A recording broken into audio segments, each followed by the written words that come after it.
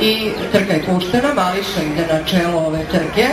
Šana Dan i Nadalina, pa potom Senka Pikova, pa Tormenta, pa Luna Miletina. Šana Dan ide sada na čelo trke, Mališa drži drugu poziciju, Tormenta je na trećoj, Nadalina pala na četvrtu poziciju, Senka Pikova na petom mestu. Mališa sada na čelu trke,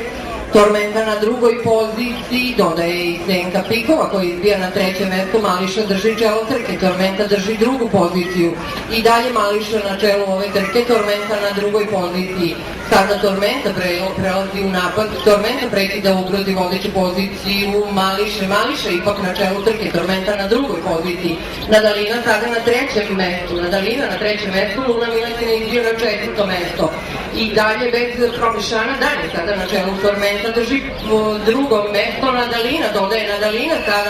dodaje i prekida ugrozi drugu poziciju koju je držala Tormenta, grla su u pravcu 300 metara na zeli od cilja. Da li će u samoj završnici ove trke biti promena Tormenta i Nadalina, Tormenta i Šana Dan, Nadalina,